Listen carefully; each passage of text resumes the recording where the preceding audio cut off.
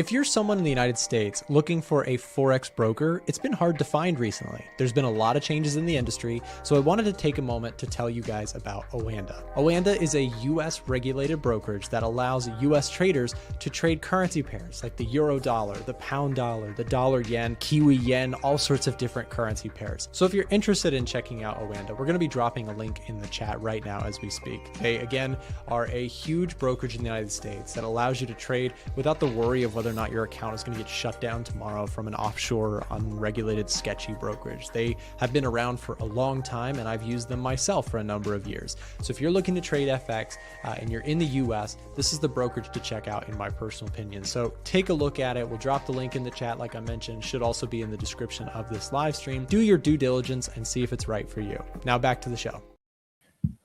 Hello, everybody. Welcome back to another live stream. Good morning to you. Thanks for being here. We are just getting going here, making sure everything is streaming into our Telegram as well. Should be good to go. And nice. Okay. Hope you guys are doing well. We have got some interesting bounce back going on in markets here today. We've got S&P 500 up on the day. Nasdaq also up. Actually, overnight, we did get a jump in oil prices. But for now, we are seeing that actually get faded.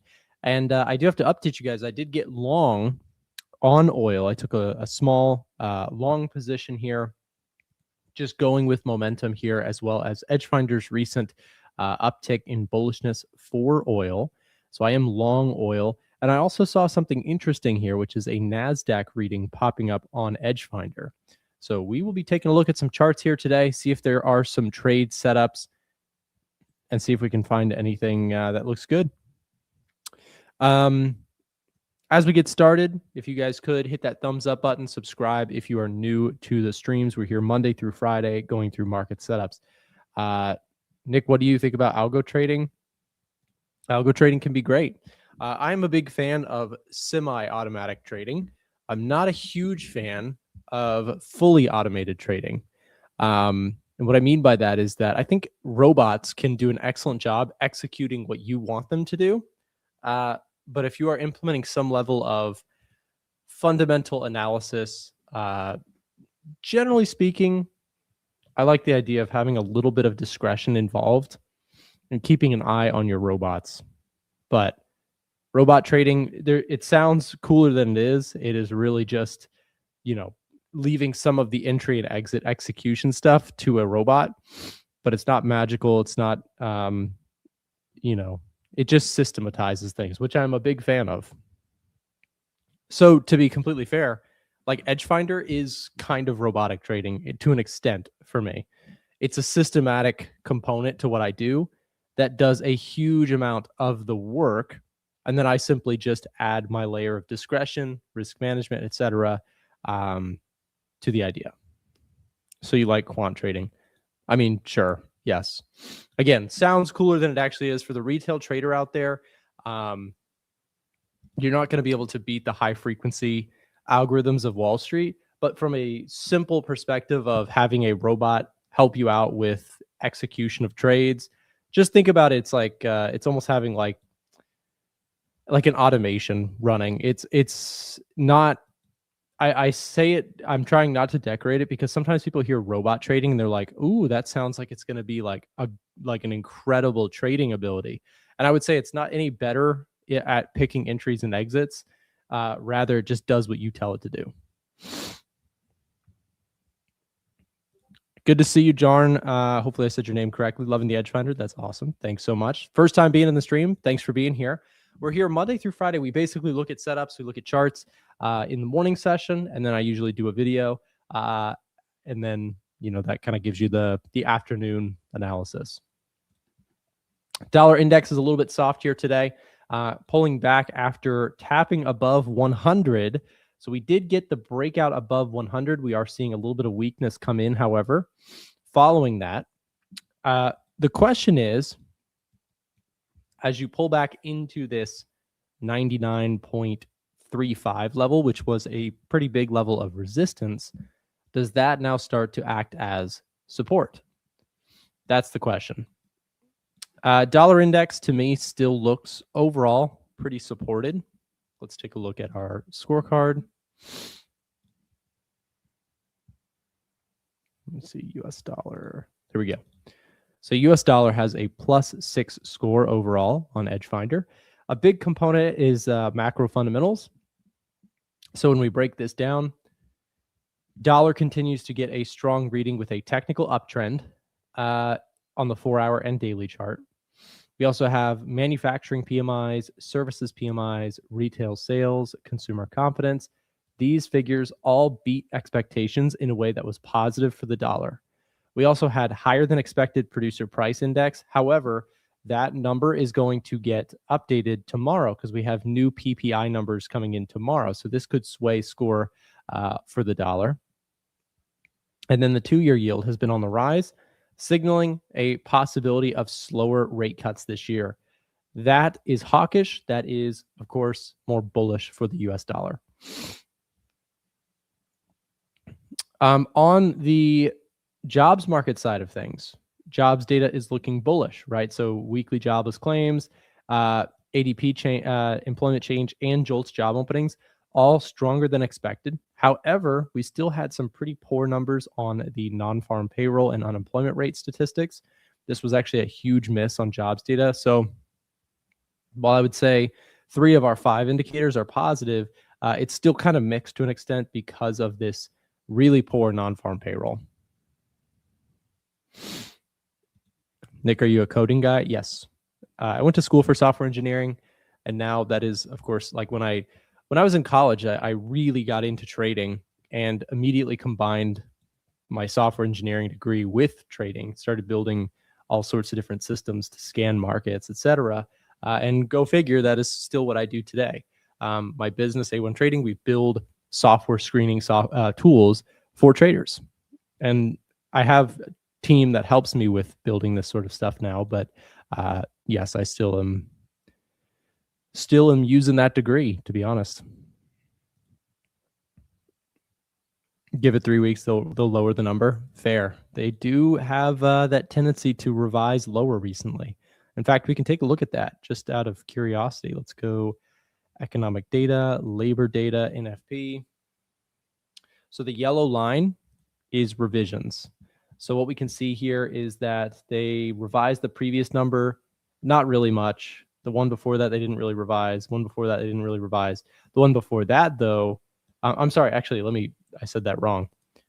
They did revise this one much lower, this one much lower, this one a little bit lower, this one lower, this one lower, this one higher, this one lower, lower. So you can see they consistently have been revising jobs numbers lower.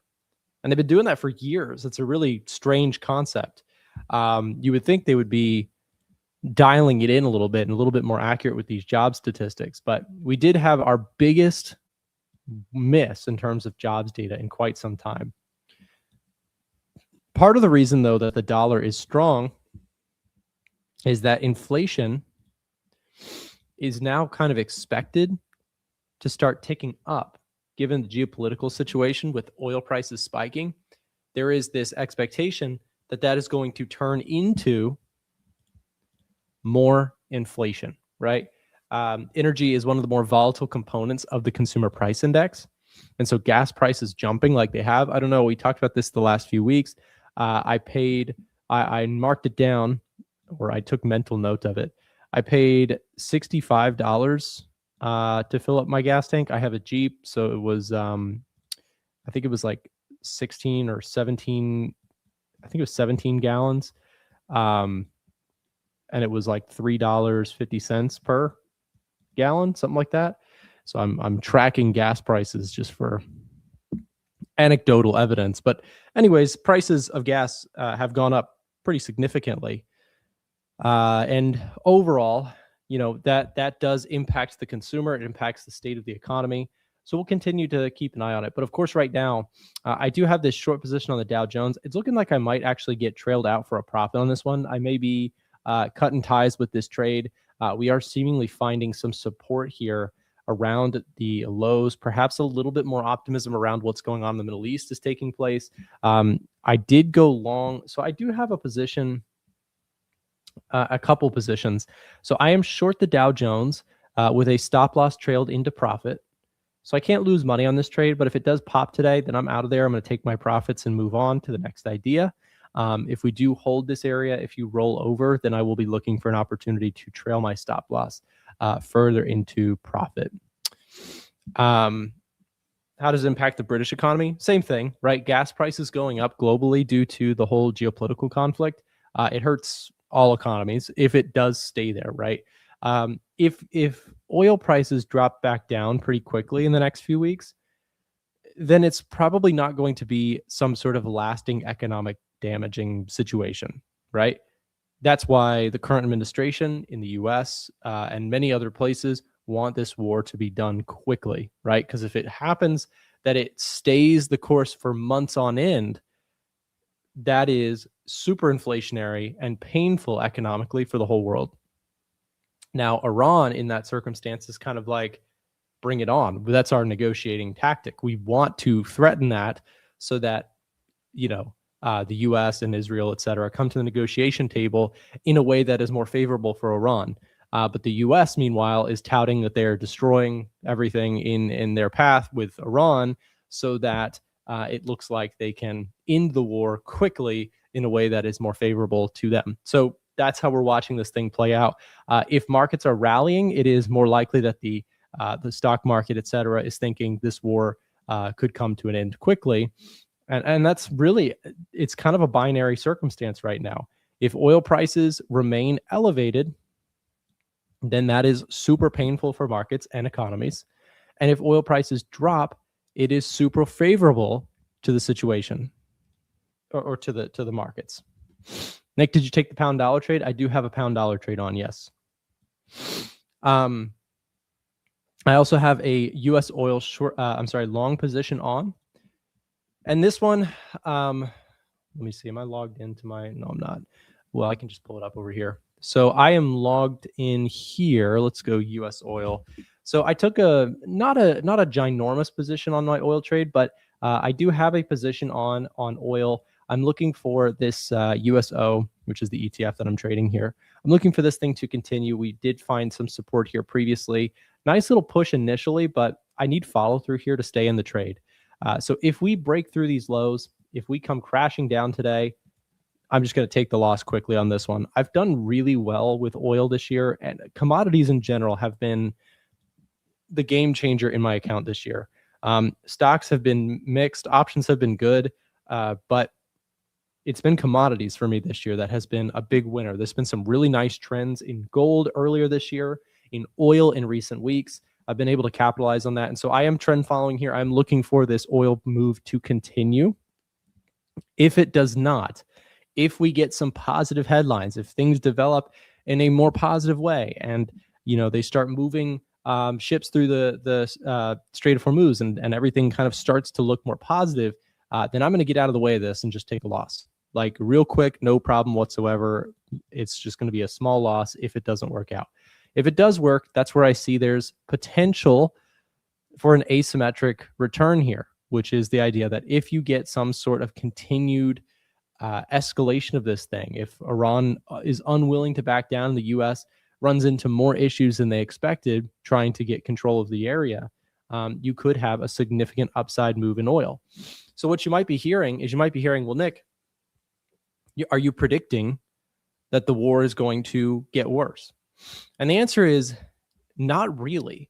Like, this is kind of nuanced, but when you are trading and you get to the point in trading where you are actually profitable, what you realize is it's less about making big predictions about what is going to happen in the world and rather looking for good risk reward, risking appropriately so that when you're wrong, it doesn't matter. And when you're right, you make it count. So I think I have no idea what's going to happen in the Middle East. Like some headline could hit the wire today and cause oil prices to drop dramatically, or the opposite could happen. But where I see, you have to ask yourself the question, is there more risk to the upside on oil, or is there more risk to the downside on oil. What does that mean? Is there more risk being long or is there more risk being short? And in my opinion, there's more risk being short on oil right now. And I do think that you could get, I don't know if it's going to happen, but you could see an explosive move higher in oil prices, maybe even retesting these prior highs. I don't know that that's going to happen. I'm not making the prediction that it is, right? This is the difference. It's less about prediction. It's more about spotting risk reward. That's it, right? That is something that is very important to distinctly define in your trading. If you're somebody who thinks you're going to be able to predict what's going to happen next in the Middle East, or you think you know what's going to happen with the Federal Reserve perfectly, that's a really hard game to play. Whereas if you can look at sentiment and positioning of the market, if you can look at macroeconomic data flows, and you can just say, I'm going to follow this trend because I think the risk reward here is good, but I don't know what's going to happen with any certainty, you'll be in a better spot. Let's see, what do we get with Australia? I'm out of touch with this. The Australian dollar still looking strong here. Aussie wobbles after RBA. What did the RBA do? I'm so out of touch with the Australian dollar right now. I've been so focused on US dollar, oil, and the Dow since I'm trading those three things. A hike today in Australia. Got you. I figured that was the expectation. Close one, 5-4 hike. Thanks, Sluggy. Appreciate you. Gotcha. Check the Telegram for RBA. Good call, Alan. We will be doing that right away. My man Alan did a great job with this. Okay. Here's what happened. Look at this. So I got my answer here printed out for me for stream. Aussie dollars holding firm near 709, building on the 1.3% rally. Aussie's catching a bid after the RBA delivered a 25 basis point hike to 4.10. But the bigger takeaway, and let's just remember, read the room here. The RBA is hiking rates. The rest of the central bank world is looking to cut, other than Bank of Japan. Of the major G7, Australia is bucking the trend for sure. They see economic growth. They see potential inflation. The deals with China are still going through. So they have all these situations in which their economy is still moving. Inflation is still a thing. Governor Bullock repeatedly flagged inflation risk and made it clear the board isn't convinced policy is restrictive enough to bring inflation back to target. I mean, that is straight hawkish. Markets took the tone as hawkish and pushed up the probability of another hike in May, while a move to 4.35% remains priced by August. Core inflation around 3.4% is still too sticky, which keeps the tightening bias alive. The split vote also reflects added uncertainty from Iran conflict, but the signal is still the same. The RBA is leaning towards doing more, not less. Alan, thank you, sir. That's awesome. Alan does our write-ups each day, so he's on the button with that stuff. If you're not in the Telegram channel, scan the QR code below my camera here, or we'll drop the link here in the live stream chat, because there's two reasons to do it. Number one, you get these great updates. But number two, this week we're doing a giveaway of Edgefinder. It is completely free to enter our giveaway for a chance to win a copy of the software that you see me using in all my videos. If you've wanted this, this is yours by the end of the week if you're the lucky winner. All you have to do to enter for a chance to win is join the Telegram channel, which has just been dropped in the live stream chat. Again, do this if you're not in there. I'm telling you, it is worth it. This is free value that we are putting out every single day. Alan does a remarkable job keeping us up to date with what is going on in the currency world, commodities world, stock market world, etc. So that is great value. But also, if you click let's see, where is it? We'll be posting it shortly. There it is, the giveaway. Join this giveaway for a chance to win a copy of Edgefinder. It is a random giveaway. That will be announced on Friday. Enter for a chance to win. Get yourself a free copy of the tools that you see on my videos and live streams, and start trading with the macro. So I'm going to guess, look at Australian dollar, man. This thing has been a beast of a score the last month or so. We continue to see all cylinders here firing off for the Aussie dollar. Technicals look good. Sentiment looks good. Fundamentals also look good. Unemployment rate, 4.1%. CPI, still sticky and hot. Also core CPI. Producer price index at 3.5%. Very interesting. GDP growth at 0.8%. Services PMI is higher than expected. Retail sales higher than expected. Very interesting. Institutions are still overall long. There was a little bit of selling that came in, but from a net positioning perspective, institutions are still long the Aussie dollar. So that's one where, I want to be a buyer of that on a dip. Let's see. Probably not against the US dollar personally, but if I was to look at like Aussie yen, I marked this level as a possible area of interest. Pound Aussie, nothing. No pullbacks. Not one single pullback here. That's crazy. This one has been such a consistent bearish setups. Pound Aussie, look at this. It's just look at this historical score. Like it's just been nothing but straight bearish for like 2 months straight. And this thing has just been falling apart. This is a daily chart. Look at that thing. So clear dominant downward trend for this one. I've been waiting for a pullback on it for a while, but I certainly am not holding my breath because this thing does not seem to want to quit to the downside. I know Forex James from our side, he was short this one, caught a beautiful move to the downside. I am super jealous. I wish I was in this one because Euro Aussie and Pound Aussie I actually like better. Pound Aussie, just a straight free fall. My goodness.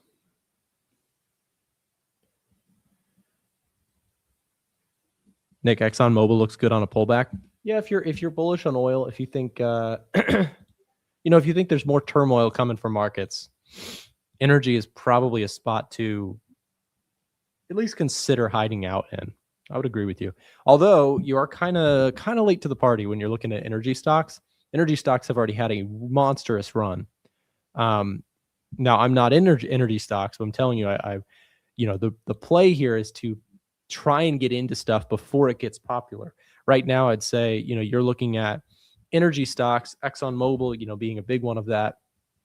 It's already had such a monstrous run. It could continue, but I typically do like to try and catch things a little bit more early on in a run, where I guess you could say, well, Nick, you're kind of playing oil late in the game, which is true.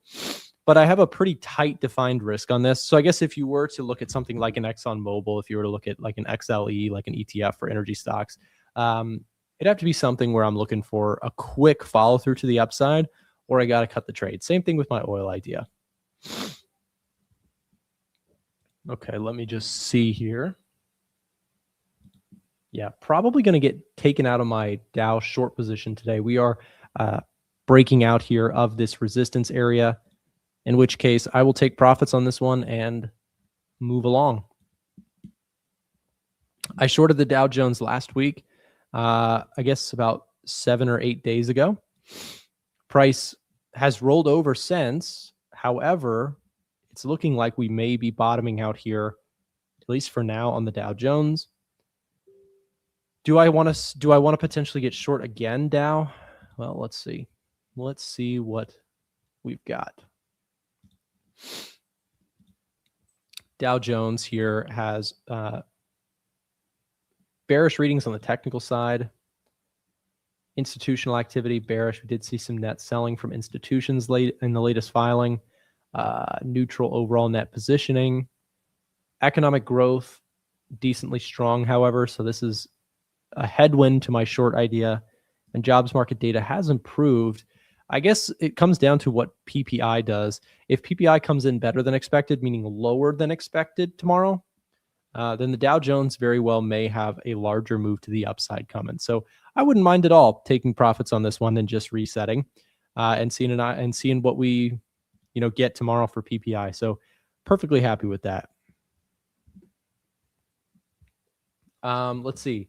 Dollar's coming under some pressure. I've had a couple short positions on the pound dollar, and it looks like I may get trailed out of this one too. Or this one will just be a loss. But I've had a good number of winners on pound dollar. So I guess my luck streak is running out here. But I caught this move, and I did catch this move as well. I tried to get short once more. And if we do break through this level here, if we continue pushing higher today, going to bail on that idea as well.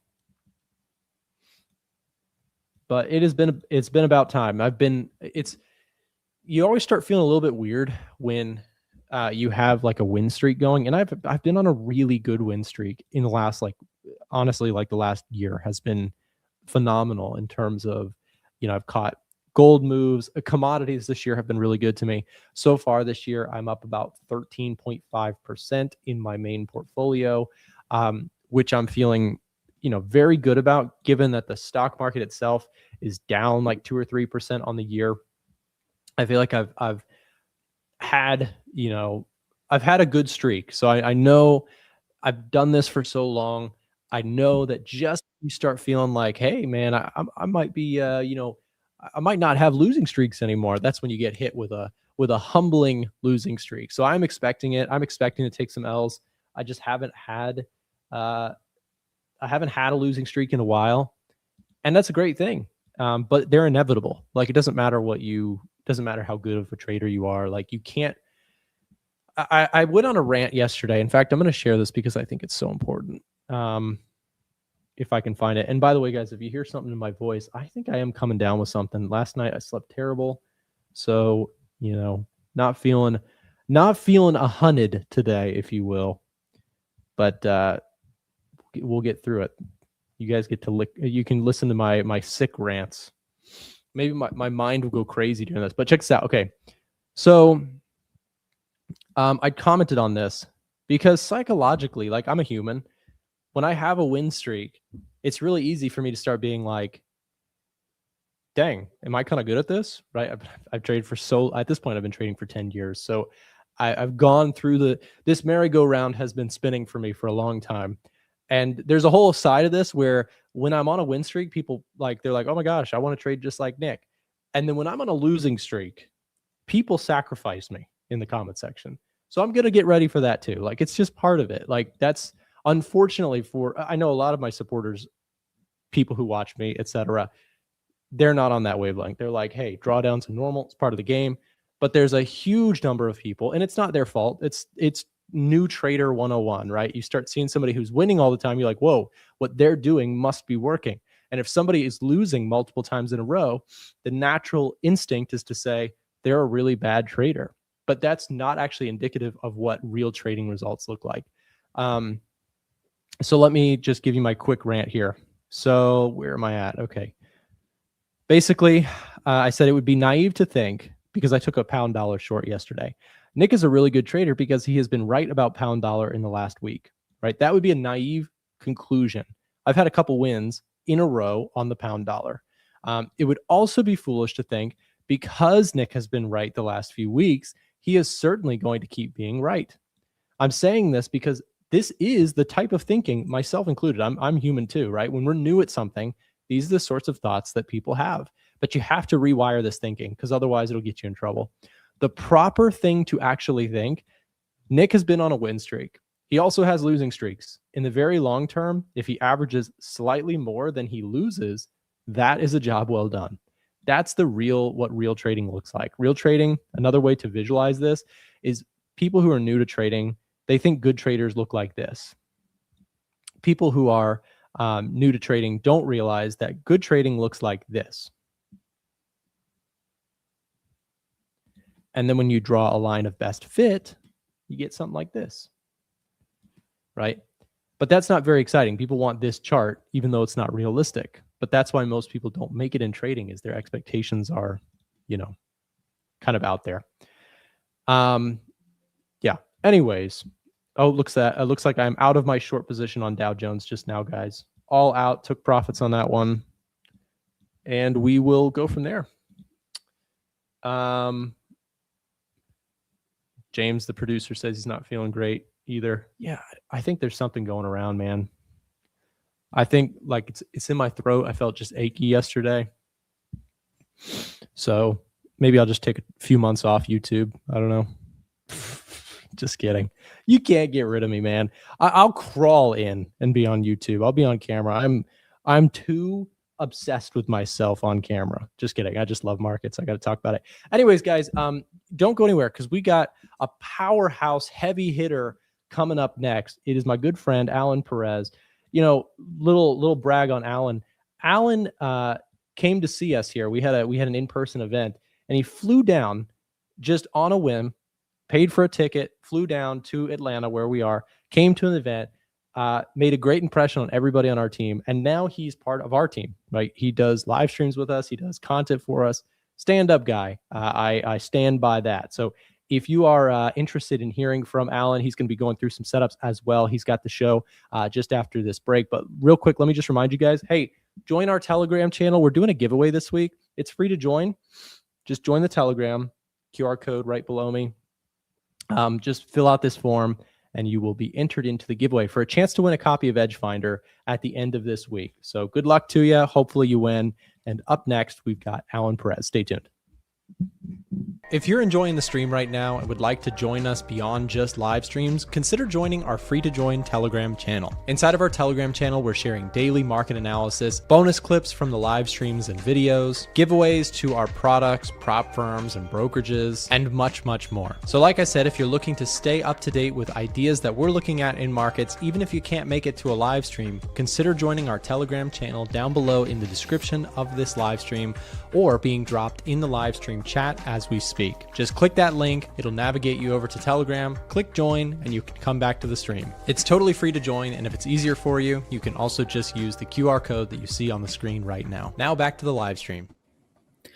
Hey everyone, good morning. Thanks for that handoff, Nick. I think I got the sniffles too. I think there's something going around. I think someone in the chat said that there is an outbreak of meningitis, but don't go anywhere, guys. I have 3 trades running at the moment. I'll go ahead and explain those trades for you, how I plan to manage them, and what I'm looking at next, because you are in a weird situation, not weird situation, but in a point where you have to make a decision.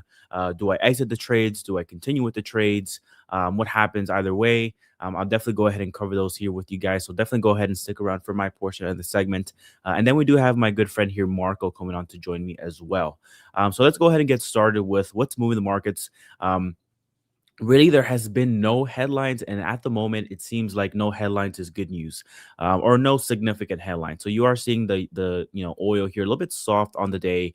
Dollar index here is continuing that decline, but very interesting. You are getting to this level of what I think could be support if this thing continues to the upside. So I'll go ahead and go into that as well. You do have things like, equities are trading higher on the day as well. The S&P, the Nasdaq, the Dow Jones, all that good stuff. And the VIX is getting a little bit soft here today as well. So it's going to be looking like a risk on day for now. If you just look at the currency strength chart here, relative strength index, in real time, you can see that the Aussie dollar is on top, and the weakest link seems to be the Canadian dollar, which makes sense because oil is down today. So for those that don't know, there is a correlation to the Canadian dollar and oil. So if oil does well, Canadian dollar does well, and vice versa. So I have 3 trades running at the moment. They are all in the green here today, thankfully. I did exit the positions for a slightly above break-even position just because I didn't want to have that weekend overnight risk, because it seems like over the weekend, that's when headlines really seem to hit, those big ones that can cause, gaps ups or gaps downs. So essentially, I just, exited the position on Friday and re-entered immediately on that Sunday open, as if nothing ever happened. And we are up on the positions here. So I have Aussie dollar long, Aussie CAD long, and Aussie Swiss long. So they're all doing pretty good well. And how I plan to manage them is, for the Aussie dollar in particular, you do have this level of what could be resistance here, the 0.7200 level. So if we do get a break above this level, then I would just go ahead and wait for like a retest opportunity, and then I would just trail the stop and let this thing run as fast as I can. Usually I have a fixed target here on currencies just because over the long stretch, currencies are mean reverting. But at this point in time, you have the Aussie dollar really showing that outperformance, and it's holding up relatively well considering this whole risk off environment. So Aussie dollar, same thing with the Kiwi dollar, is a risk on currency. So despite that, it's doing pretty well. So that's why I want to let this run for as long as I can. Um, Aussie CAD, Aussie Swiss, same thing as well. You do have this level of resistance here at this 97500 level for Aussie CAD. Looking for the same situation, a break above that, a retest, and a continuation play. But if we do start seeing a stall out across the board, then this is where I will seek to take profits. And then Aussie Swiss as well. It seems like you are going to get that first. The Swiss basket in general has been weakening for some time. So that's what I'm looking for as far as the Aussie Swiss. Now, what happens, right? You are seeing that dollar index here, and I do have an alert here at that 50% retracement. I'm going to delete this for now just because I don't want it to go off on stream, and it is pretty loud here, so I do have my AirPods, so my ears might bleed. But we are seeing that dollar index here getting a pullback into that 50% retracement level. Now, looking past here, you can see that dollar index has pulled back before once and then just went way higher there. So there is definitely a possibility that you do get that pullback and continuation on the dollar index if you see some safe haven appetite in the market. But for now, oil is lower on the day. You have yields for the US continuing that decline, but they're still elevated, right? You still have this elevated yields. That's not good for interest rates for the US, right? That means that the Fed is likely to be neutral to hawkish in their next meeting here, which we do have a meeting tomorrow for that. So let's see. So someone said, why are you so confident on USD strength? Been short on the dollar since last week, and I'm really considering cutting it now. I love your name, by the way. Yeah, so there's a possibility. So let's go ahead and talk about that, right?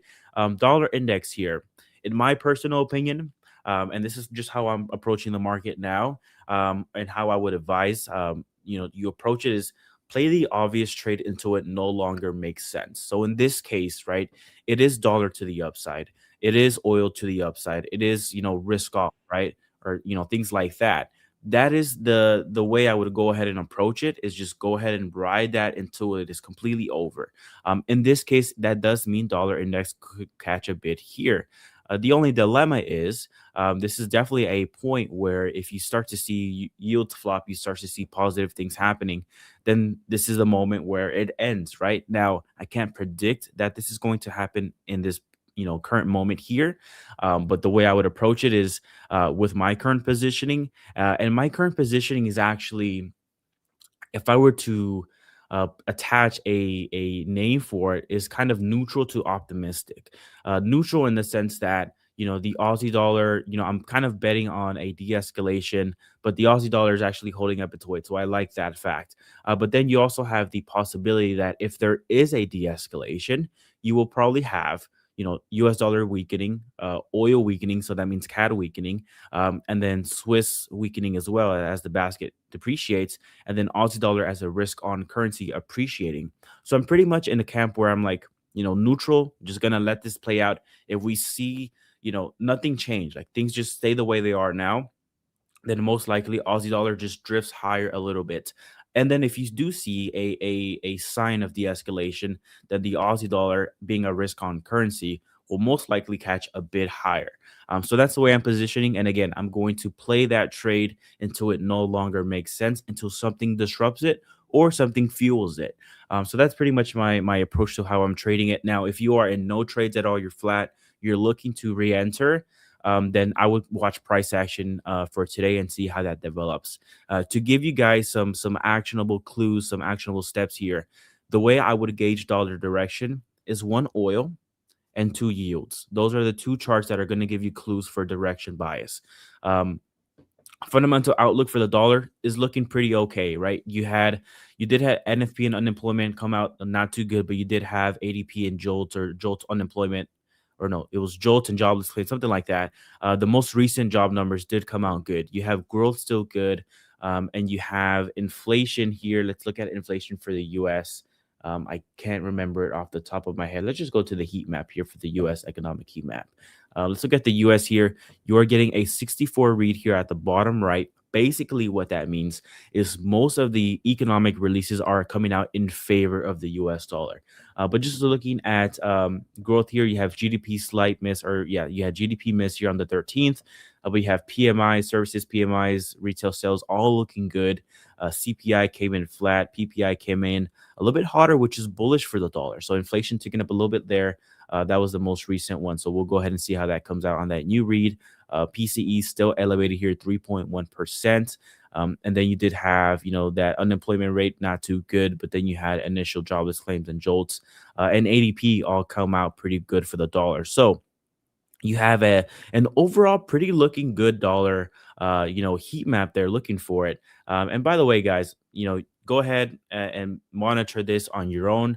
If you have the Edge Finder, fantastic. If you don't, definitely recommend join the Telegram channel, because there is a giveaway for that.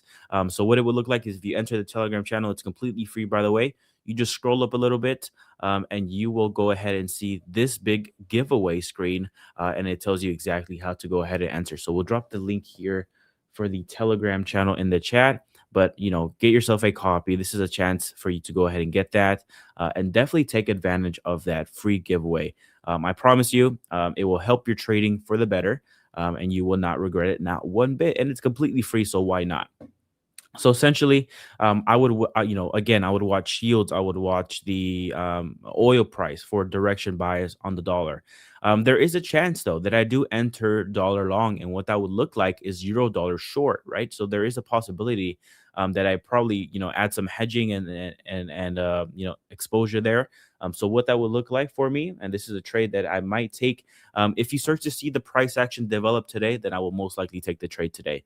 What that would look like is euro dollar here. If you just put a Fibonacci retracement level, you are at already the 38.2 and that 50% retracement level. So anything within the 61.8 and 50% retracement level, I think, is a good attempt at shorting the euro dollar, trying to catch that dollar bid there. But again, I would only do that if you see yield higher, 2-year yield higher, and oil higher.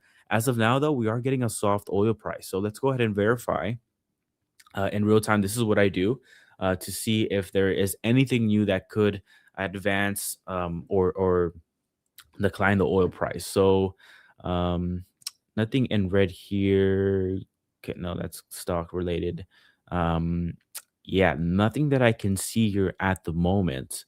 And this is pretty up to date, because I was watching this morning. So everything up into that German confidence reading seems to be nothing pretty big for that oil story. So we'll see. One thing interesting that I did see, though, and if you go in a Telegram channel, I made a post on the RBA today and the Eurozone, because I did have confidence numbers this morning, or early morning. But one of EU officials basically was like, hey, we didn't ask for this. We weren't briefed on the war. And so they're actively trying to find a way with Iran to go ahead and allow, ships to go ahead and pass through the Strait of Hormuz. Because one of the things, or one economy that is super vulnerable to this, is the Eurozone. They already have struggling growth. If you add in inflation on top of that, that would be not a good situation at all. They have what could be a food and energy crisis as well if you start seeing oil prices elevated for too long. So they definitely do not want to participate in that. And if you think about it, I think it was over the weekend or maybe last week, but Trump went ahead and requested some help from NATO countries, send some ships over, running out of missiles or something along those lines. And no one stepped up, right? So this is a sign, or this could be a sign that, some of the countries are saying, look, man, like I got to help out myself. I'm sorry, but I'm going to try to find a way to allow oil to pass through. And that is just one of those domino effects where if you get one of those countries to go ahead and, get both moving through, then who knows who's next. And that could be a good sign for optimism, a good sign for risk on. Hey, Marco, what's going on? Hello. I'm doing pretty well. How are you? Pretty good. just writing out the current trades. I was basically saying, like, whatever trades people are in, the one I'm in, or if you're risk on or risk off, play it until it no longer makes sense. So that's pretty much what I'm doing. I do have a possibility of adding some hedging risk or hedging to my current position, basically going long the dollar. But I would need a very specific scenario for that. But other than that, I mean, I'm just nothing much has changed with time besides monitoring the situation. Yep. So before we get started with the joint segment, I just want to put the link to the DNA giveaway form. So if you guys want to participate, you can find this link in the comments, fill it out, and you'll get entered into a a DNA funded giveaway. So it's I think it's now a 10K one phase account. So just to get that out of the way, for me personally, I browsed through Financial Juice and I saw some sort of positive news. So kind of, let's say, risk on news yesterday. So if I bring it up in the breaking news and we go to Forex, let me see what I saw exactly. So just 1 second. And while you do that, I'll answer this question here. Donovan said, what would be a reliable alternative to Edgefinder for new guys? Donovan, I'm not just saying this just because I'm part of the stream, but the best way that I could give you advice is watch the streams on here every single day, because we do show the Edgefinder in our trading. I use Edgefinder for my execution, for my analysis. Marco does, Nick does, James does. From my understanding, everyone uses the Edgefinder as far as a guide to trading. So if you're looking for a reliable free way, just go ahead and watch the streams, watch the videos. What that will do is it'll give you an idea as to how you could use the Edgefinder one day. And then when the time is right, there's a discount or something that makes it worth your while. Then you can go ahead and get the Edgefinder and already have some kind of an indirect experience with the tool. You can also just use Financial Juice for real-time news. Or some data consolidation by hand, but that takes a lot of time. So I would recommend just watching the streams, watching the videos, and get yourself familiar. That way you're a little bit more comfortable whenever the time is right for you to get it. All right. Sorry, Marco. Yeah, no worries. What I wanted to bring up is this. And on that topic, Nick makes a video once per day, and he pretty much goes into the top setups during the video. So if you just keep up to the videos, you're gonna see the readings, and you can catch some setups.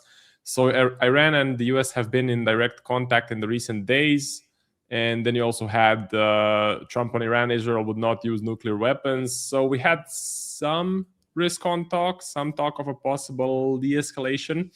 But if I look at it again, the oil infrastructure has been destroyed, a lot of it. So there's no clear negotiations being done. I mean, they're talking in the background, but talking doesn't really have to lead to clear negotiations. And the hostilities are continuing, meaning Iran is sending drones all over the place. So for me personally, it's still risk off. It's still like prolonged conflict. So we're gonna have to see what happens with that, and also to look at our possible interventions. If I bring up the Euro Swiss seems to be benefiting this week because, again, this risk on is bullish for the Euro Swiss. Swiss is a safe haven. Euro is more of a risk on currency. I'm not sure that we will even get an intervention if we do get a de-escalation of the conflict. Essentially, the only way we could get an intervention if the Euro Swiss knocks on the doors of 0.9.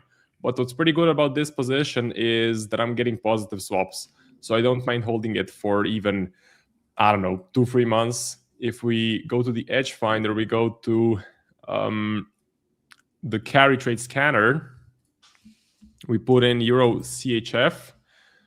You will notice that the divergence is 2.15 and the carry direction is a buy. So pretty happy with this position that's running.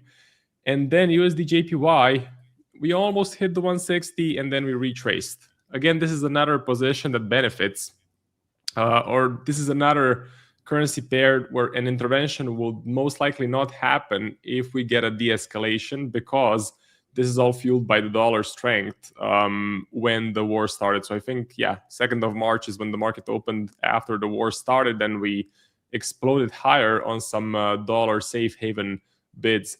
But what's your take on USD JPY? So if we get a de-escalation, if the conflict ends, do you think that UJ drops and continues dropping, or do you think it drops one time as the dollar loses value, but then it starts grinding higher as it was doing even before the war? I think the latter. I think it'll probably retrace that, Mhm. that move all the way into March 2nd, sorry, like you said. But then it will find some support most likely. Now, how high does it go? I think it'll probably be a situation where it'll probably just stay range bound. It seems like we've been just hanging out with this 152. I think the most it will probably drop would be 152, but most likely than not, you do have, a strong, as of now at least, strong fundamentals for the dollar. It will most likely catch a bid there if it does retrace the move or even lower, and it'll just stay range bound. The intervention is tricky. Like you said, if you do get a de-escalation, then of course it retraces the move, and so that means that the yen actually appreciates a little bit, which is what Mhm. they're looking for. Mhm. But if it stays elevated for too long, then you have the risk of, they're basically intervening into an already strong dollar. So is it going to get washed out? Whatever the case may be, I don't know. There's a lot of uncertainties around that. The way I'm going to approach it is going to be essentially, if we get to that 160 level, I'm going to take in, like you say, an experimental position, very small, Yep. and just Yep. see if it happens. And if it happens, it happens. If it doesn't, it doesn't. And the risk will be so small that it does not affect me not one bit. The only thing would be swaps, right? Maybe Yeah. not holding the position for 3 months plus, but 1 to 3 months probably won't be that bad. And so that's how I would approach dollar yen that play, because there's a lot of moving parts, a lot of variables that would probably influence that decision that I don't have the answer to that. But the opportunity is there. So that's pretty much how I would approach it.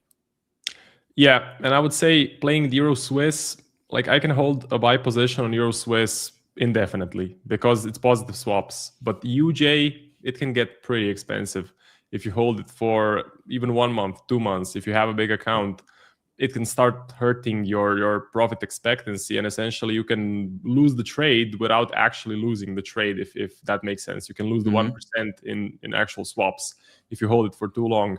That's why holding a short on UJ, you need a quick reaction, and that's kind of also a reason why I didn't just put on a short, let's say at 159 or 159.5, while I'm waiting for a specific level and while I'm waiting for some clear talk out of the BOJ that they are ready, pretty much.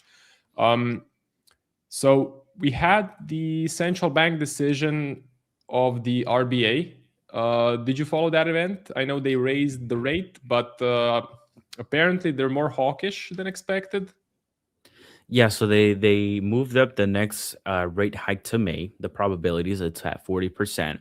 One Okay. thing that was interesting though, that kind of caught markets off guard a little bit, was the vote split. It was a 5-4 vote, so it was not a very one-sided vote. But the path of least resistance that the markets got from that was rate hikes. So Ms. Bullock, the governor there, she did say that inflation is persistent. They need to fight that. And so why I like the Oz dollar so much is that the Australian economy is fighting inflation, right? They have elevated CPI, 3.8 above their target. And so before this even started, before this war, they already had pre-existing motive to hike rates. Now you add in the prospect of global inflation possibly tricking into their economy. And so then you have a situation where they will definitely have to hike rates, whether it be faster or larger in hikes. And so it's kind of like this hike situation where no matter the case, that seems to be the path there. That's why I really like the Australian dollar to the long side. And then you have most other central banks besides the Bank of Japan that are looking to ease rates. So it's kind of like Aussie dollar is pretty strong here during this whole escalation. We've seen this relative strength that we've talked about before, Marco. But then you have, if all of Mm-hmm. this is relieved from us and we go back to trading the fundamentals that were driving the market before, then you have the trading environment where Aussie dollar is looking to hike rates, and every other central bank is going to try to lower rates as soon as they can. And so that right divergence between those central banks is going to widen, which is obviously going to add more fuel to that trade. So yeah, that's pretty much what I got from the RBA is like, no matter the direction, the hikes are looking to the upside for now, at least. Yeah, absolutely. And it's great that you mentioned that they're actually now expecting even more inflation because of the energy crisis. So I'm guessing all three of your positions are doing pretty nicely. The Aussie's running in some pretty steady profit, which is awesome to see. Mhm. So what I have on my watch list is I have the Aussie Swiss because it has been performing so well, and we're getting this trend line through the lows. I was looking for a bit of a pullback to the 20 MA. We almost hit it, so it was pretty close. But then we bounced yesterday to the upside, and now we're almost back to these all-time highs on this sort of chart. You're trailing the stop loss, right? I'm looking to trail. Okay. We are at the intersection right now for the dollar index where it is now retracing back into that level of what could be support. So Mm-hmm. this was obvious resistance before this 99.500 level. Like when the conflict was going on, you were seeing like these very strong wicks to the downside. Then ultimately you broke out of that. And now if you just, put a fib on this move, you're at that 50% retracement level. Mm-hmm. So this is like the time where if you do see dollar gain momentum to the upside on that risk off, safe haven status, this will be the time to do it. So looking to see what happens here for the dollar index. Obviously, if it catches a bid there, then these positions will get somewhat suppressed. Maybe you see some of the similar price action where we just chop around into this level here. So that's something I'm being mindful of. What I'm Mm-hmm. looking to do is watch yields and oil prices for clues on that. As of now, though, you are seeing yields, the 2-year yield at least, trading lower here today. I'm looking to see continuation of that to stay in the trade. And oil prices too are looking pretty flat on the day as well. So as long as you see those two things continue, then I'm looking to stay in the trade and trail it. If you start to see dollar index stall out here or maybe catch a little bit of relief, then I'll just take profits there and I'll actually enter euro dollar short. Okay. And you would look for the EU short at 0.5 or maybe Yeah, 6.8. anywhere right Okay. here. So I'm not Yep. gonna be. I'm known for this, but being too picky and then I missed the trade entirely.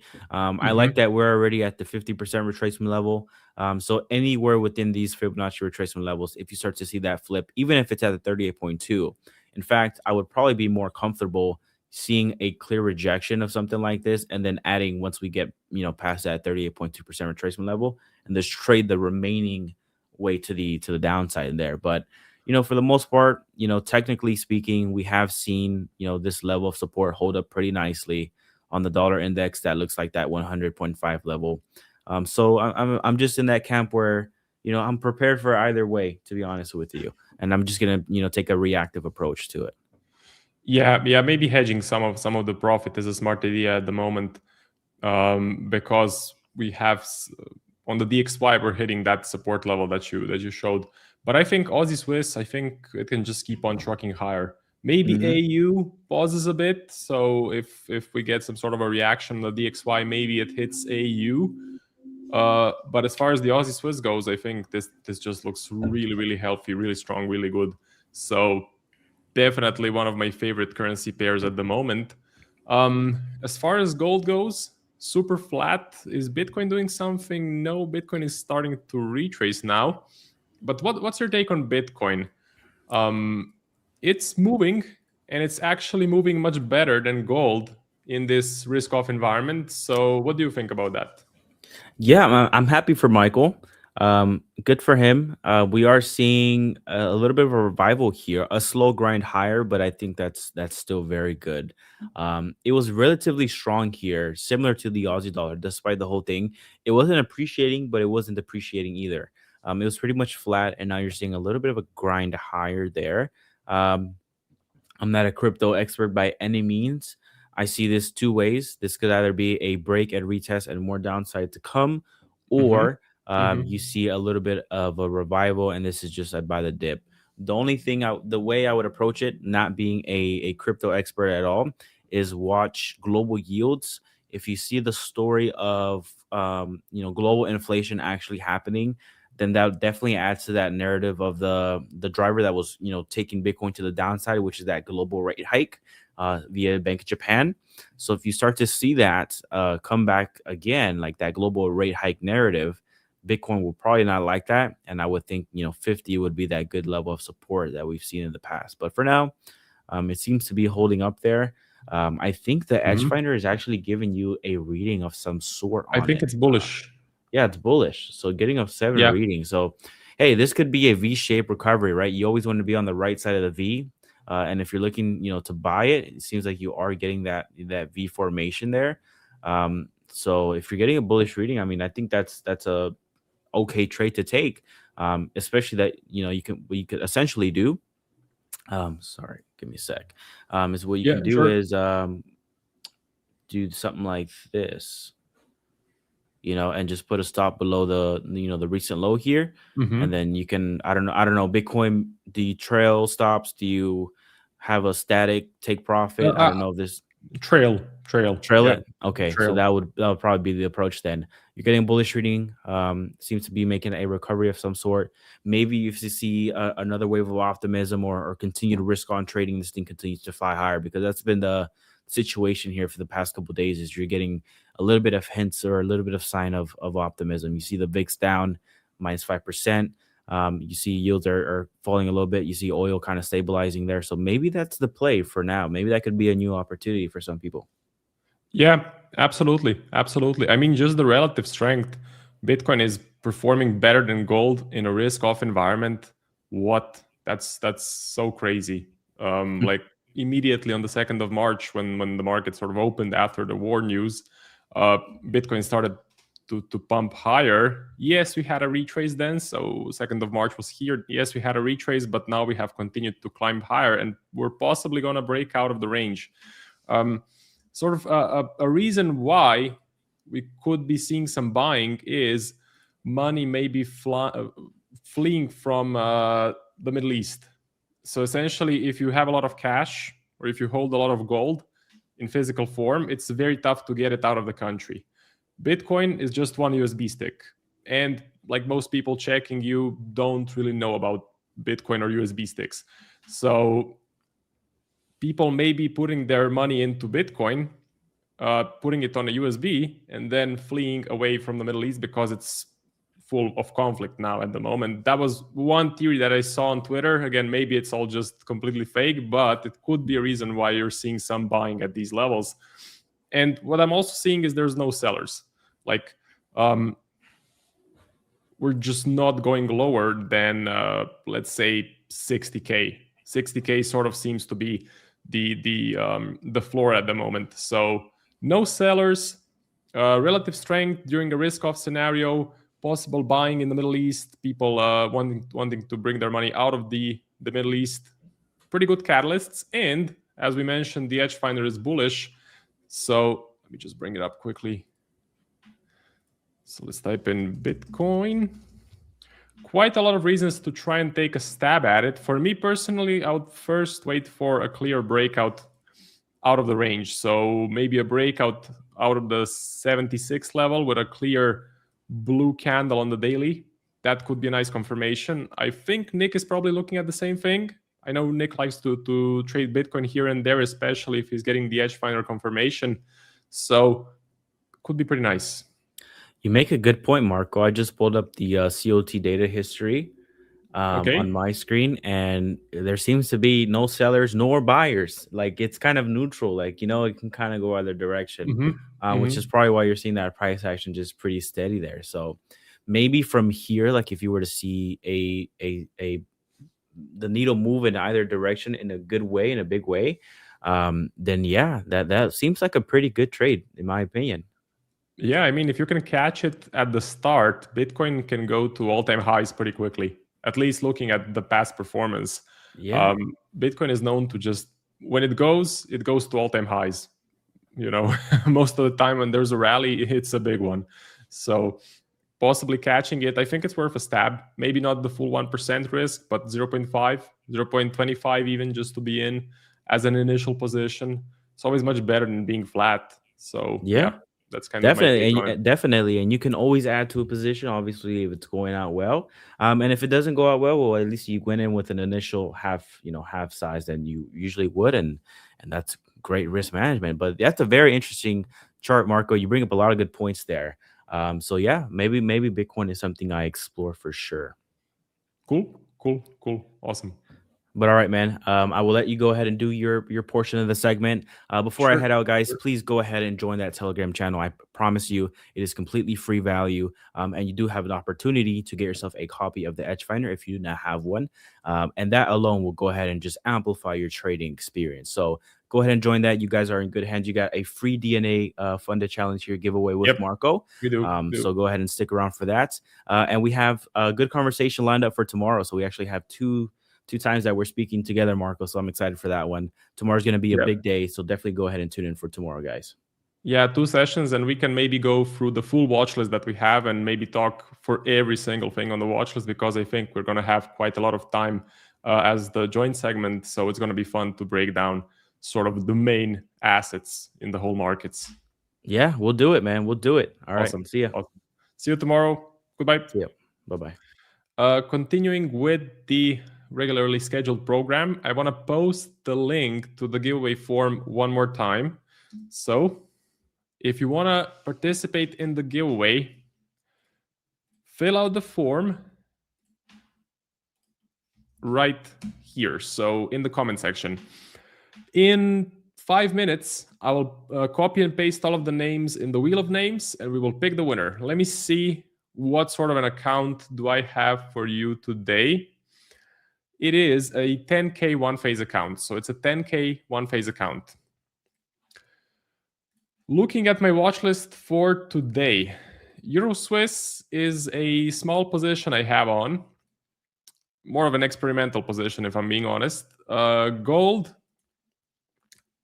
very flat, and I'm waiting for a bullish reading on the Edge Finder. So right now it's neutral. I need this to be bullish. Next, USD JPY, possible intervention. If we hit the 160 level, I will most likely sell UJ. How will the trade look? Well, stop loss above 163 most likely, and aiming for the bottom of this support. So essentially, this could be the profit target. 2-to-1 reward to risk, perfect. Then we have the Aussie Swiss. I wanted to participate. I wanted to get in around the 20 MA. We never hit the 20 MA. So now waiting for a possible pullback to happen again, a deeper one maybe. So yeah, just pausing on the Aussie Swiss for now, but it's on the watch list. It's one of my favorite currency pairs at the moment. And the reason why it's one of my favorite, well, first, the Edge Finder has a very bullish reading. And second, it's kind of, you can of course lose a trade if you buy, but the probabilities of losing are very low, because if the Swiss franc starts to appreciate a lot, there's most likely going to be an intervention from the SMB. So price hitting the stop loss is not that likely, because again, if you get some Swiss franc strength, it should get balanced out with the intervention. And Aussie right now is one of the fundamentally strongest currencies. The RBA is looking to hike rates even more, which is of course bullish for the Australian dollar. Aussie Swiss, pretty good play. Let me just see if someone is coming on after me. So let's see, schedule. Yeah, we have Tiger coming on after me. Okay, nice. Let's do the giveaway.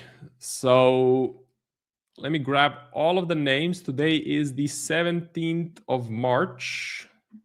Let's do it. Whoop. I scrolled too low, or I scrolled too far. 17th of March. Copy. wheel, paste, spin, let's go. So 27 entries at the moment.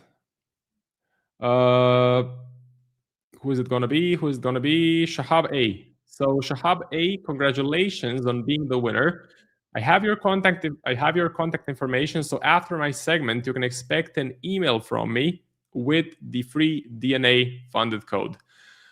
If you didn't win, but you want to get funded, consider using the code A1Live to get 25% off any DNA funded challenge. So 25% off with a reliable prop firm, which DNA funded is, you're not going to get a bigger discount. So 25% is a really, really good discount. Yes, I know you see 60, 70, maybe even 80% discounts out there for prop firms. Those prop firms are scams. This is the real deal. So I have a 25K account with DNA. This is the phase 2. So I passed the phase 1 last week, I believe. Now on to phase 2. Current equity just around break even, 25,137. That's the current equity. Free trades on SPX, gold, USD Swiss, and this challenge is purely traded by ChatGPT, which is for sort of a challenge I'm doing on my YouTube channel. It's going pretty good so far. Aim is, of course, to get a payout. So I've had a great experience so far trading with DNA. If you want to get in, if you want to expand your trading capital, A1 Live gets you 25% off. Take a look. Shahab, congrats on being the winner. So really happy for you. And you can expect an email from me after my segment. Let's see some of the comments. What do we have?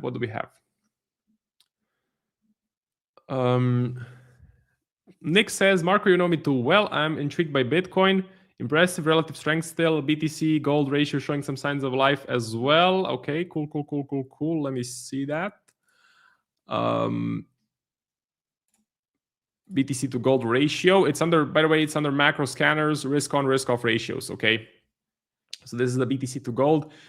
It basically means Bitcoin is usually a risk-on asset. Gold is a risk-off asset. So this can tell you, are we risk-on or risk-off? But this time, it's a bit different because we are risk-off. We have a war.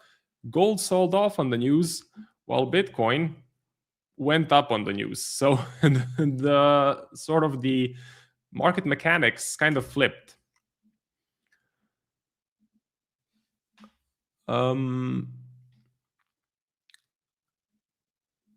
Okay, I'm in BTC longs. Sluggy says he is in BTC longs as a sort of a hedge against my risk-off plays recently, but that's pretty good. That's pretty good.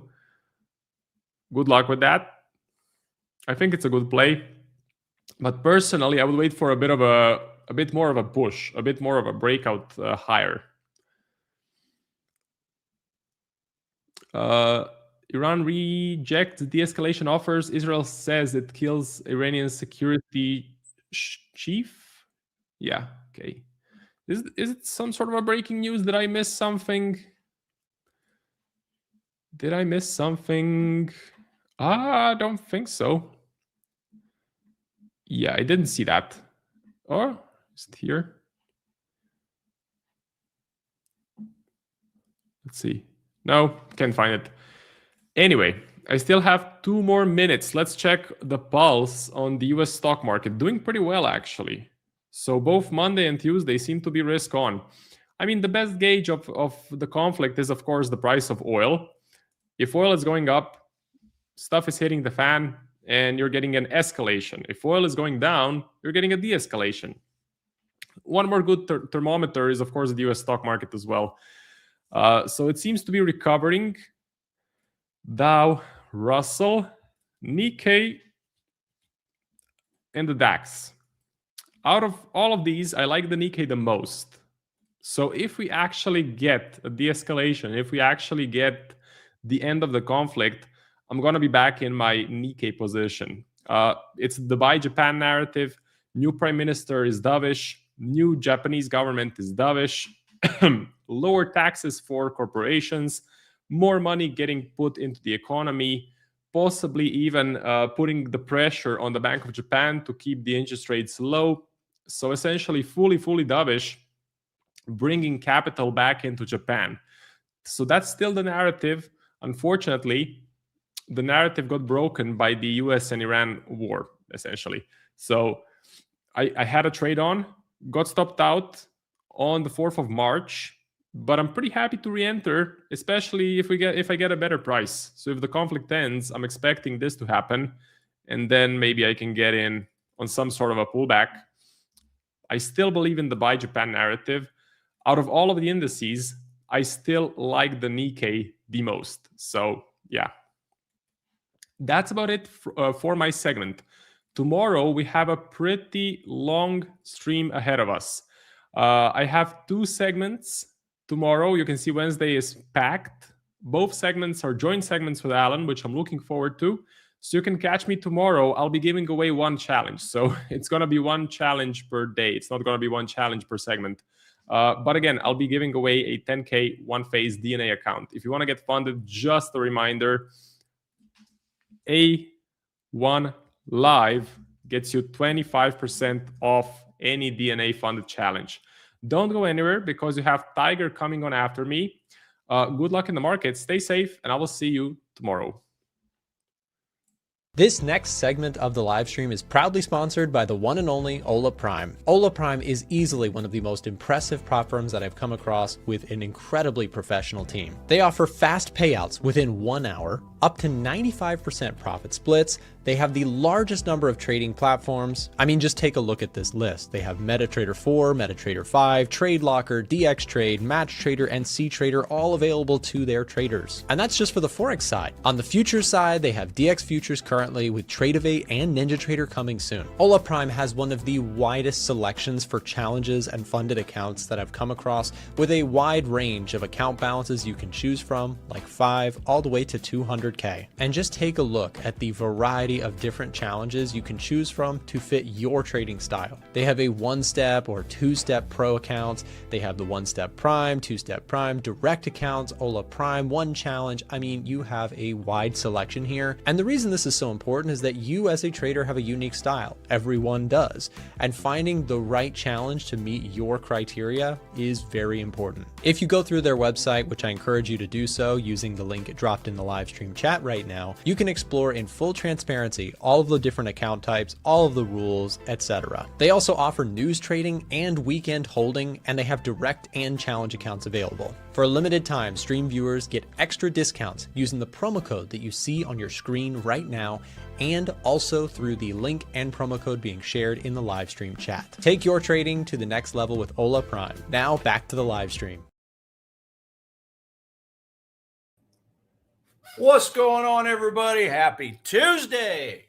I'm hoping today is the last cold day we have here in Kansas. We got that snow yesterday. It's still ice cold today, but we're supposed to have 80s coming up at the end of the week. So I'm looking forward to it. Quite the night, guys, overseas while we were sleeping. Top Iranian official Ali Larijani was taken out by the forces. And by all accounts, guys, he was quite the hardliner, and some say even more important to take out than the Ayatollah. So really big events happening. It sounds like they're starting to inch their way a little bit more to open up lines of communication. I think I've seen an article or 2 on that. But yeah, quite the deal. They were also seeking out, what's his name? Gholam Reza Soleimani. As part of that, and I do believe he was a brigadier general, if I remember right. Not to be confused with Qasem Soleimani, okay, despite the surnames being the same, different families, okay, even though it's the same last name. That's, of course, the guy, I believe he was the leader of the Quds that Trump had taken out shortly before finishing out his term, the first go-around in January, the beginning of January of 2020. So quite a bit happening overnight. I was actually in the middle of my onboarding today. I look pale. I have my window right here, and the light shines off the building over there and shines right on me. So sorry if I look like a ghost. It's the lighting. But anyway, turn that one off because I don't need it. But yeah, look, I was in the middle of my onboarding today, and the guys that I'm working with for my new side project I'm doing, they're in Tel Aviv. So we're in the middle of onboarding, and their alarm went off, their bomb alarm. So he had to run to the shelter in the middle of our onboarding. So it's quite crazy, affecting people over here as well. People we're trying to work with. So it's quite the crazy, crazy period over there. But anyway, I'm not in a trade at the moment, but I am kind of keeping an eye on a couple items as of right now. Keeping an eye on dollar yen, and I'm keeping an eye on pound dollar, guys. This is the one that we've all been kind of interested, or a lot of us have been interested in over the last week or so. If you guys maybe remember, I had pointed out yesterday that it had dropped, or it had actually bounced into this 4-hour supply zone, and that we also had a 1-hour confluence over here. That's that white line talking about this puny little 1-hour candle right here.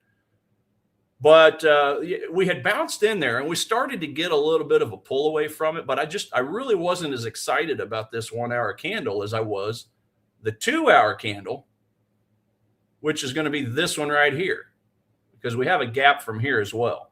Okay, we'll just get that out of the way. So that's really the one that I was more interested in versus the 1 hour. I just felt like it was just a little skinny. And so, yeah, I was waiting for the higher up candle. So as you can see, price is obviously retracing. We have now bounced into the 200 EMA, which is one of my rules. Now, the other rule that I'm after is the RSI down here going up to 80. It doesn't look like it's wanting to get up there. So I've got a choice to make. Do I want to say that this is close enough at a 70 and just trust the zone itself? I don't know.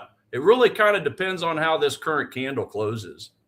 I mean, we had a pretty good wick on this green candle here, and now it looks like we're trying to form what might look like an inside bar, so to speak. So I don't know. I'm going to sit and watch this. This is really the main one I'm interested in as we speak. And then kind of a similar picture on the dollar yen over here. So over here, we've bounced into a 1 hour zone as well, but we're still quite a ways away from the 200. So I would really, really like it to poke through the 200. If it just starts going from here, I don't know. I really don't know. Part of the red flags I'm looking at with this 1 hour zone is the fact that it was created after bouncing off of a previous zone over here. So that's just a little.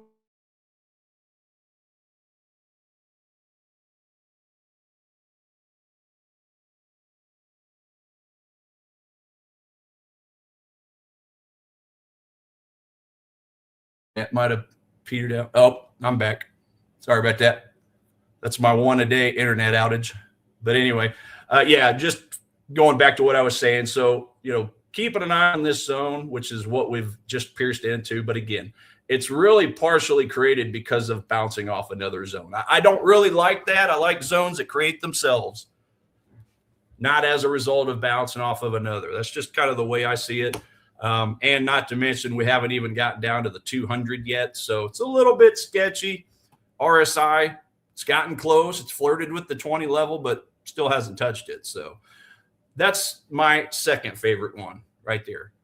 And then as far as oil, I know you guys have been hearing us talk about oil quite a bit lately. Just a quick recap of yesterday. We bounced into this overhead supply zone. I told you guys I was interested in this zone down here that we bounced into, but the fact is we bounced into this overhead supply. So that kept me out of this trade. And as you can see, it's obviously retracing and just kind of going sideways. So I don't really have a play on oil at the moment. Still giving us a nice bullish signal over here on the edge finder. But just from a technical perspective, I just kind of look at this whole thing as just kind of one big chop fest, right? Kind of one big chop fest. So kind of like what I mentioned yesterday, I'm just waiting for it to kind of follow the path of the green arrow there. Let's close above this supply and then look for a retracement to hopefully a newly, nicely created demand zone down here. So as always, guys, if you have anything you'd like me to bump to the top of the list, please do let me know in the chat, and I'll be happy to check those out for you. I'll be closing the show out today and then hopping back on my onboarding, assuming they've come out of the bomb shelters by then. So anyway, I did notice, I did see a red event over here on Financial Juice a little bit ago that said Yeah, right here. White House received offer from the Democrats on Department of Homeland Security funding. Hopefully that is coming into fruition, guys. We got to have that set up open. We really, really need that open. So that, I just thought that was a cool piece of news. Does that mean the Democrats are playing nice? I don't know. I guess that remains to be seen. So that's a good sign. We'll just have to check in with that later to see if it, see what comes of it. But let's see here. I got that. Aussie CAD. Fridikon. I apologize if I butchered your name. But yeah, we'll check that out. Aussie pairs are still at the top of the list, guys. Ain't nothing changed since yesterday. Taking a quick look. Aussie remains the strongest from a fundamental perspective. Now, remember, there's technicals and sentiment to kind of factor in here, but we all know that fundamentals rules the roost around here as far as the most important analysis group. And so the Aussie dollar is still king right now. The other thing I like on this is the fact that China's up there. China is a little bit of an indirect boost for Australia since they are really big trading partners. Don't quote me, but I do think that China is Australia's biggest trade partner, if that's right. It's at least one of their top ones, but I do believe it might be their number one. So, like I've said before, when China's doing good, it's just a little bit of an indirect boost to Australia. So I like seeing China up there as well. And then pound in the Sissy, still in the cellar, still having a race to the bottom down here. But as far as the top setups, yeah.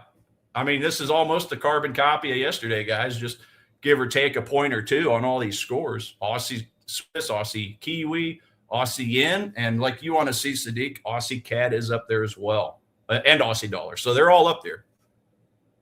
So let's go have a look at those Aussie pairs and see what we can find from a supply and demand aspect. Aussie CAD. Here we go. So Aussie CAD. So we did. Okay. So yeah, I remember drawing this up, I do believe yesterday, guys. I really want to see some higher highs and higher lows coming out of this because we do have this supply zone that we have broken through. So there we go. That was step number one in me getting halfway interested in a pullback to a demand zone. So we've broken, we've closed. Okay. Now, really the same thing rings true for this top zone. This is the origin of this overall strong move up here, right?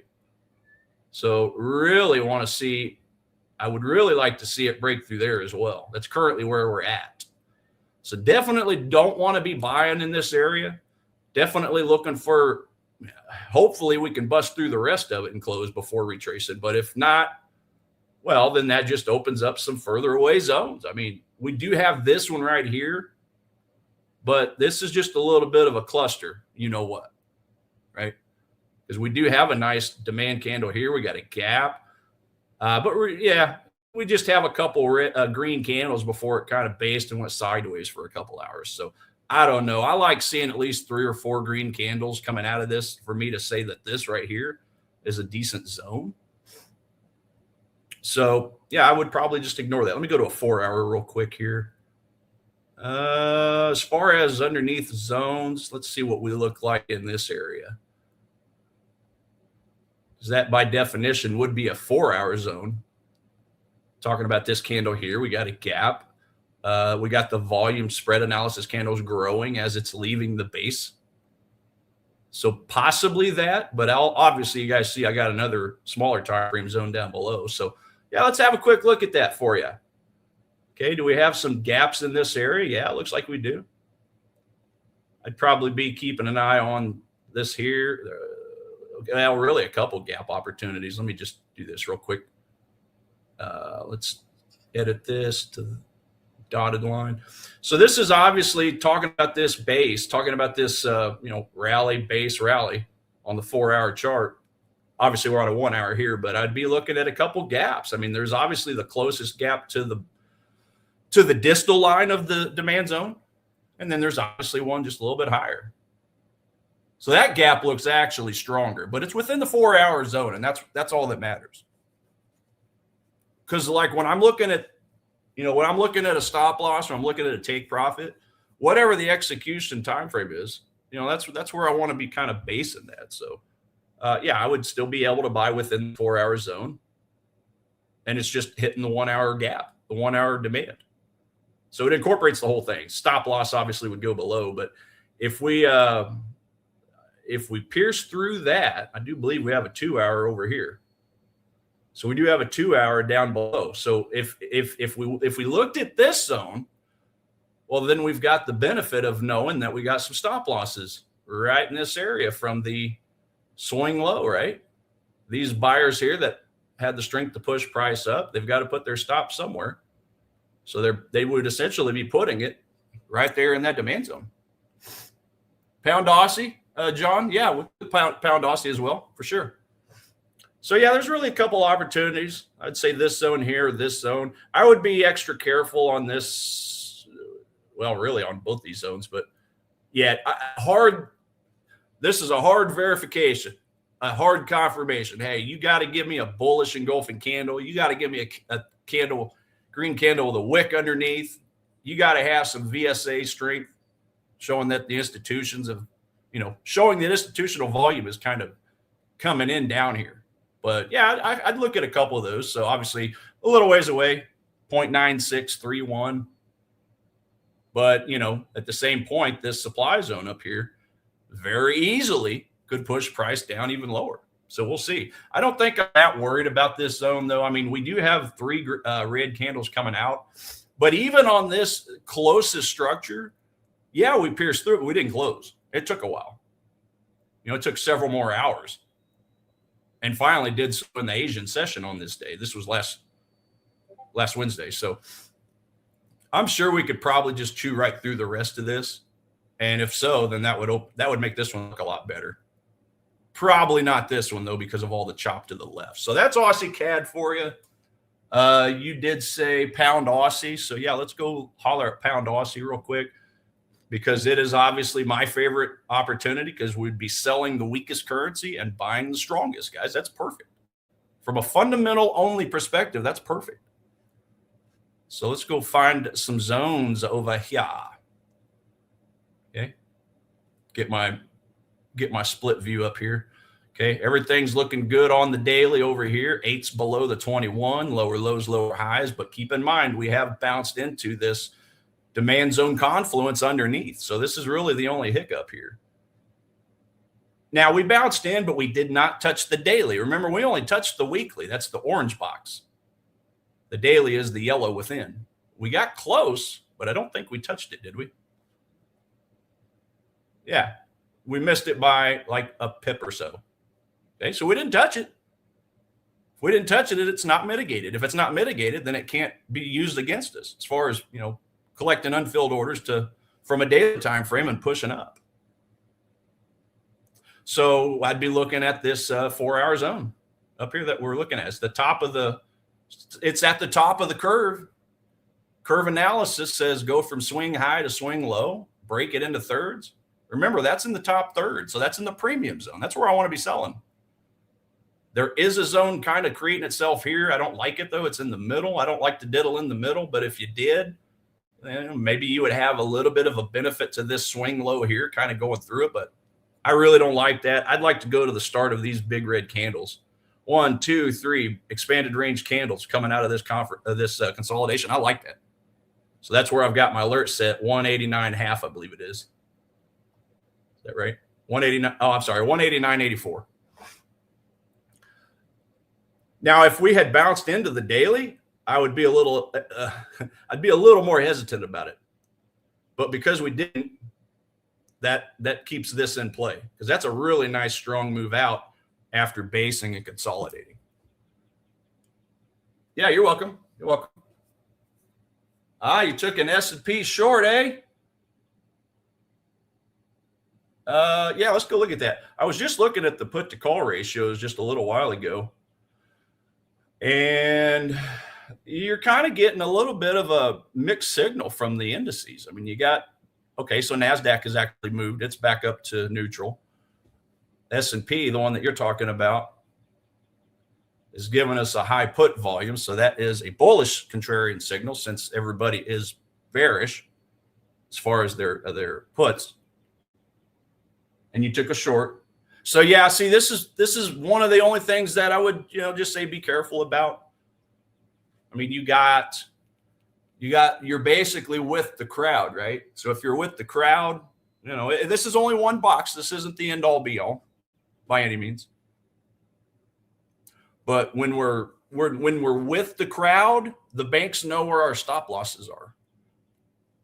You know, just something simple to think about or remember for the future. Again, put to call ratio. It's not the end all be all, but it's very important. It's literally telling the banks where your stop loss, where our liquidity is at when we are with the crowd. So just something to think about. But yeah, I would say just be careful with it. But from a technical, from a edge fighter point of view, though, yeah, I don't believe it's on here. I know we got the Nasdaq long, and then we got the Russell short, and then I think the Dow is. I know the other two are neutral, but I think they're. I'm trying to remember. These are my neutral onlys over here. So yeah, Dow. That's what I was thinking. So Dow's -3.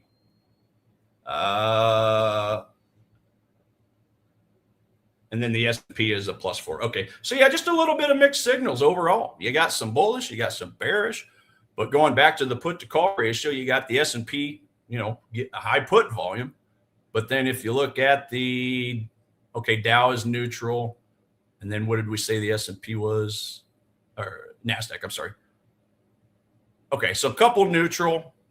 And then you got the S&P with a high put volume. So yeah, just a little. When I trade the indices, I like all this to kind of be in sync.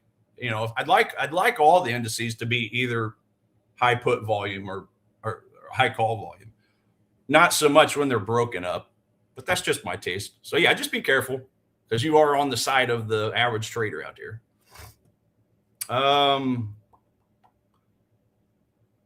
And then as far as the technical side of it goes, though,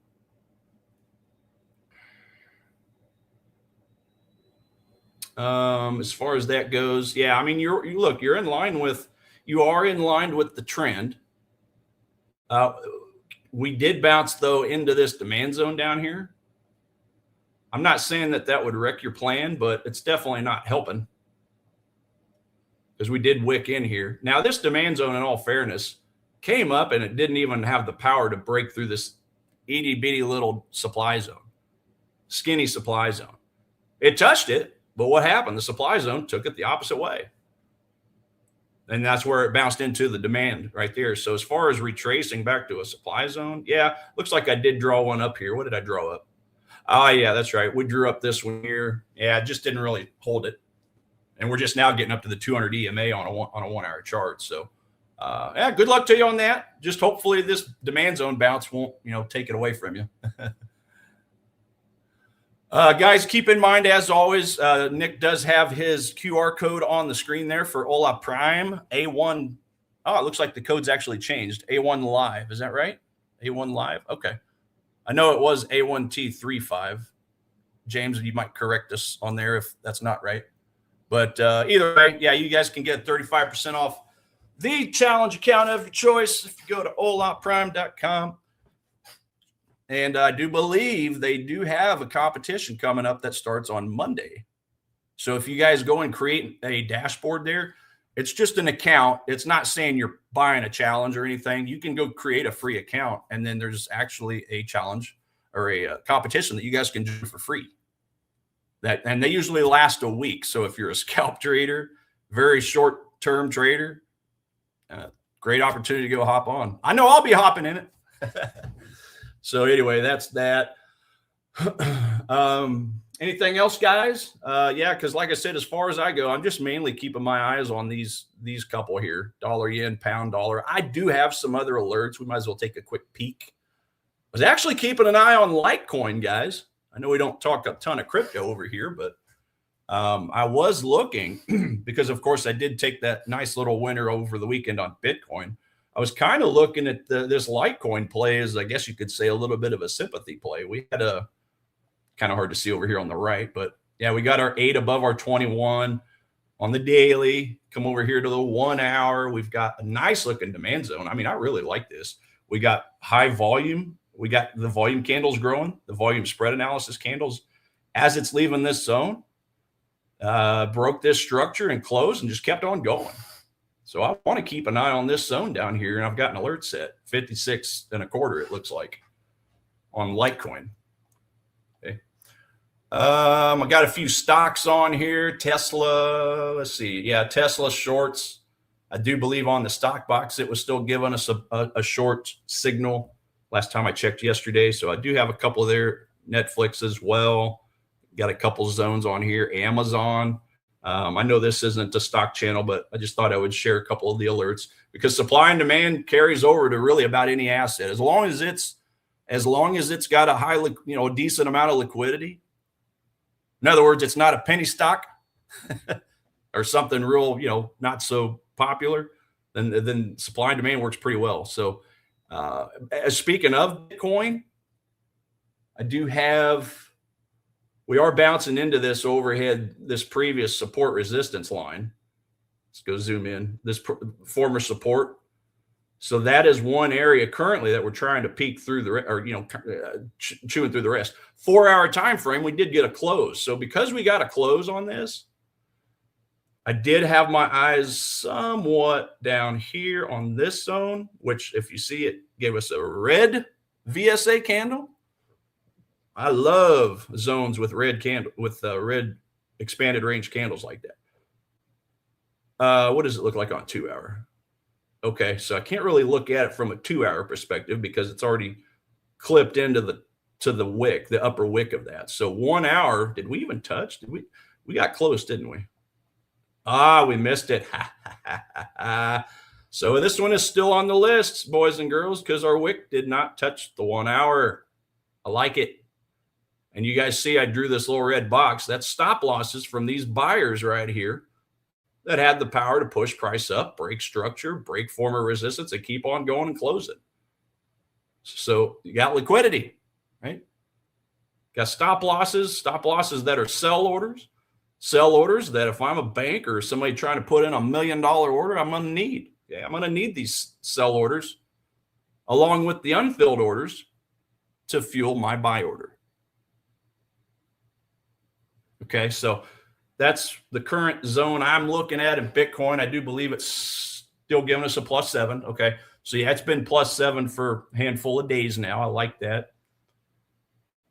There's your Aussie dollar on there, very bullish. We already looked at the fundamental side of that. Yeah, we went over oil. Silver is back on the list. This must have just popped on within the last hour or so because I didn't even see that on there. Let's go have a quick look at silver since it's given us a bearish signal. Remember, gold and silver thrive in chaos. We're in chaos with the war, but again, you get the slightest bit of positive news, guys, and some of these items are running with it. I mean, if they are indeed opening up that new line of communication between the U.S. and Iran, that's a good thing. That's just a slight less bit of chaos. So if we get in a slight bit less chaos, I could agree with the edge finder on this. So do we have any zones though? That's the question. We have our 8 below our 21 EMA over here. Okay, we got pushed down. We got a lower high. We got a lower low. I like it. What I dislike is the fact that we're still kind of in this congestion, this consolidation box as drawn up by the master pattern indicator. Guys, remember, that's a free indicator on Edge Finder if you guys want to check that out. But nevertheless, it's given us a bearish. So we got a supply zone up here, which would be, it's, I guess, on the upper side of that box. So I don't know about this. But we did bounce into a zone of demand here. We missed it there. We touched it again here. So yeah, this demand zone, even though it's been mitigated, I just want to be a little cautious about it. I really wish price would have closed below the rest of whatever potential unfilled orders remain in this supply zone over here, which I don't think is probably going to be a whole lot because think about it. This zone didn't even have the power to push price up very far at all before it went sideways. So yeah, I'm just going to ignore that. As far as zones, I like this zone up here, guys. Why do I like this zone? Well, because it created itself. I don't know why my stuff keeps disconnecting on me, but I love this zone, guys. You see to the left? Do we have a congestion there? No. We just got a couple red candles. All right, this ain't funny. I don't know why my trading view keeps disconnecting. What the hell's going on? But anyway, I like that this is out here on its own. I like that it wasn't created up in this area to where we were bouncing into this previous congestion. These are the kinds of zones I like. This one down here is a little too low on the curve for my taste. If we're looking at swing high, swing low, that's basically, yeah, it might be right at 50%, but I like this one. This one's a little closer to the 61.8, probably a little past it. But the point is it's in the top third. Okay, top third if I were to do my swing analysis, my curve analysis. So that's probably going to be something I'm going to keep my eye on is this silver play. Even though it is a plus, a -5, you guys know I like -7s, -8s, things of that nature. But I'm going to keep an eye on this. We'll see if we can get a push up there. It's obviously all going to hinge on if we get any more good news coming out as far as Iran and President Trump opening up a line of communication. That's going to have a big piece on it. But guess what, guys? It's already that time. I got to get up out of here. I got to finish my onboarding. Get ready for a long day tomorrow of 4 different major currency rate statements coming out. They're all supposed to be neutral, but you just never know. Let's get ready for the lip flapping sessions. Have a good one. Peace out.